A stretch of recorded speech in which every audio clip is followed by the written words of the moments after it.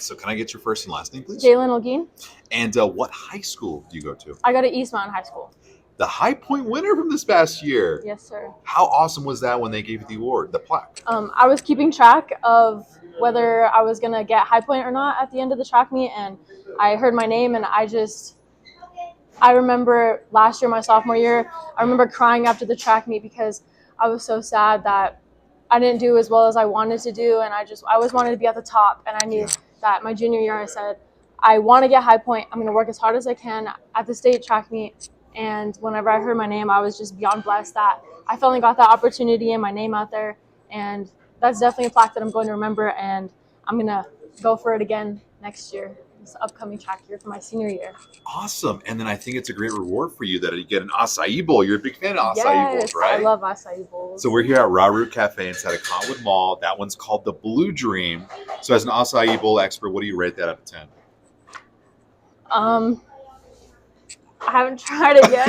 Oh, yeah, it's true. Presentation-wise. The looks, I mean, I like the color scheme, and I'm very excited because I love the strawberry Nutella combination, so I think it's going to be really good. And the owner wanted me to let you guys know they've had this menu, this item on their menu for years now. So make sure you come out and get it. But I mean, yeah, you're heading into your senior year now with, again, a giant plaque that says you were the best athlete at that state track and field meet. So what can people be expecting your senior year? I'm going to train very hard this year, and I want to go out with a bang for my senior year, and I want to break the records, and I just want to get my name out there in general. Yeah, well, I mean, so you went to no, you didn't go to Socorro High School, right? I did. I competed. I ran there my 8th grade year. Okay. For varsity, and I placed I think I only ran relays and I did high jump, and I think I got like a bronze medal that year. That's pretty good for an 8th grader. I think as a middle school, I was just eating Doritos, but that's awesome that you're placing there at state. So, I mean, what advice would you give to any of those small school athletes who are hoping to be, High Point athletes someday? I think that they should strive for their goals no matter what. They should train, never give up. Yeah. Training unmotivated. I mean, you just got to go out there and do what you have to do, because in the end, those successes are way better than those downs where you feel like not doing anything. Yeah, and give us a little bit of perspective of what it's like to be a small school athlete, because it's crazy that you guys are doing all these carpools. You guys are going to middle schools for practices. You guys don't have facilities for doing some events in track and field. Yeah. I mean, what is the perspective like? What does your schedule look like every day? And we get out of school and we go down to the community center and we go get dressed, and then we got to find rides, and we had to travel 20 minutes away to a middle school. And I think that as long as you have those opportunities and you train hard with no matter what you have, I think that talent and hard work, it'll always pay off for those athletes that really want it. And those carpool rides, is there like any of those that stick out as like maybe? Is there like a funny group to be involved with in a carpool? Like I think it's teammates? For freshmen, they look up to all those upperclassmen. So any lowerclassmen that get a chance to ride with the upperclassmen, I think that it makes their day because they fit in. And yeah.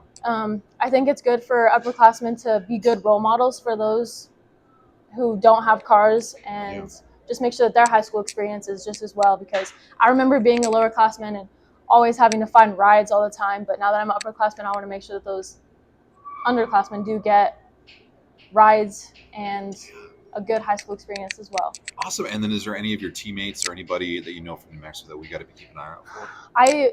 These two, we were so blessed this year with Ada Hansen and Tessa Knight. They're two very talented freshmen, and I'm excited to see what they can do. They helped us get the state record in the 4x2 this year.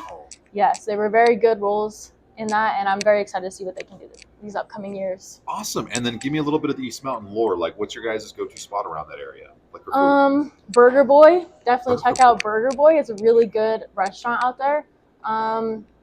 Lantern, they have really good drinks and matchas and stuff, if you like that stuff. And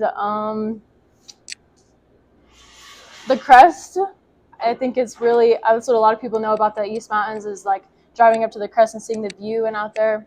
You mentioned it where you said at the end of your sophomore season, it kind of, you didn't like your performance. Mm-hmm. What would you tell your younger self now that you have a little bit of perspective, a little bit more wisdom here,